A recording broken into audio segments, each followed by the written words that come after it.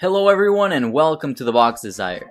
Today I'm going to show you 10 hidden features for iOS that will help you get the most out of your iPhone. These are the top 10 iOS tips and tricks for advanced users. Number 1 is guided access. This feature keeps your iPhone locked in a single app by triple clicking the home button. Once activated, it doesn't matter how many times you press the home button, you cannot access any other app unless you triple click and enter the set password. This is very useful if you lend your phone to a friend or family member. They can use one single app and you don't have to worry about them messing with your phone.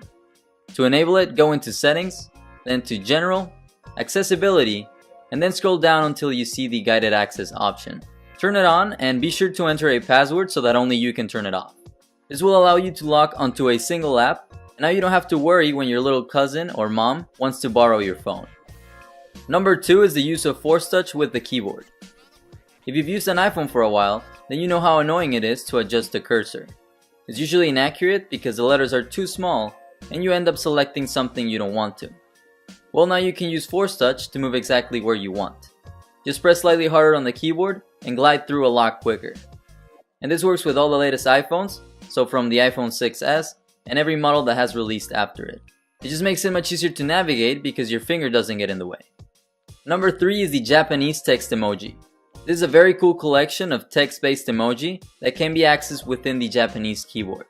To activate it, go to the Settings app, go to General, scroll down to the keyboard option, Keyboards, and then select Add New Keyboard. Select Japanese, and then Kana. To use it, long press the globe icon and select the Edit Keyboard. Click the face icon, and now you can choose from hundreds of options that will bring your texting game to the next level. For number 4, I'm going to show you how to reduce the animations on your iPhone. Every time you enter or exit an app, there's a very long transition that takes place. As you can see, there's this zoom in and zoom out movement that occurs every time. You can eliminate this by going to Settings, General, Accessibility, and then Reduce Motion. Turn it on and now you'll see how every time you exit an app, it is a much quicker fade out transition, which makes for a better experience if you don't like the original transitions. It just seems a bit faster. And here's a side-by-side comparison. The left has the old zoom in and zoom out transitions, and the right has the alternative fade out animations. Number 5 is the use of Force Touch to reply to messages. Surprisingly, a lot of people don't know about this one, but you can press harder on the screen to reply to a message within an app. So you no longer have to exit the app you're in to reply. You can do it right there when the notification appears. And this also applies to the home screen. You can use Force Touch to reply without having to unlock your device. So use Force Touch if you want to be more efficient with messages. The number 6 tip is the use of Notification Center widgets. These are simple interfaces from apps on your device that can be accessed from the Notification Center. Simply swipe to the right from your home screen, or you can also pull it down from the top of the screen and swipe to the right. To activate widgets, go to the bottom and tap on Edit. Then you can add the widgets available from your apps. My favorites are the weather stats, the ESPN widget, which shows you the latest scores in upcoming matches, Snap Stats, which shows important information of your device, like how much data you've used, how much storage is available, and even how the RAM is being utilized. I also like the calculator because it lets you do some calculations without having to open the app or without having to unlock your phone. And finally, the Amazon widget, which shows the status of your orders. Now remember that these widgets will only become available once you install the apps, so be sure to download the apps for each of these if you want the widgets to appear in the notification center. So Snapstats app for the phone statistic, widgets for the calculator, and so forth. The number 7 trick is to save your fingerprint twice to increase the success rate of Touch ID. So go to Touch ID and passcode and register the same finger 2 times, and this will improve the accuracy of every scan. Now the fingerprint scanner works really well with the iPhone 7, so you probably don't need to do this if you have the latest iPhone model, but with older models it starts to get a bit slow when you use Touch ID, and sometimes you have to scan more than once. So save the same finger twice and it should solve your unlocking frustrations. Number 8 is a very simple way to clear all your notifications in the notification center. Instead of deleting one by one, use Force Touch to open a Clear All option.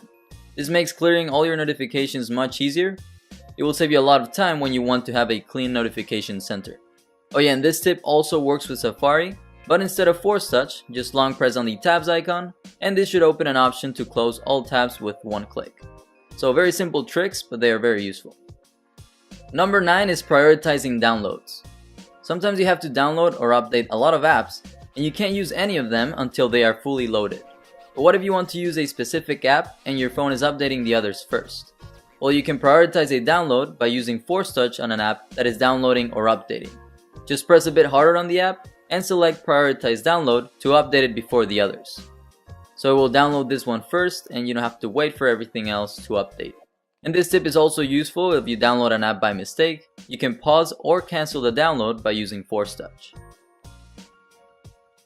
Finally, at number 10 is how to mark up a photo. So this is for those of you who like to edit their images. In the Photos app, hit the edit option, the 3-dot icon, and then the markup option. This will allow you to do all sorts of edits. You can draw, you can add text in different colors. You can also magnify a part of a photo by selecting the second option from left to right. This will appear a magnifying circle, and you can make it big or small and zoom in or zoom out. And this is great if you want to highlight a specific part of a photo, to point at someone in a big crowd, or to emphasize a specific area. So that's photo markup for number 10. And so that is it for my top 10 tips and tricks. If any of these was useful, or if you simply enjoyed the video, please be sure to like by hitting the thumbs up below. Also, please be sure to share this video with your friends and family so that they can learn to master their iPhone as well. Finally, be sure to hit the subscribe button down below and the little bell button if you'd like to receive notifications when I upload new videos like these. Thanks for watching.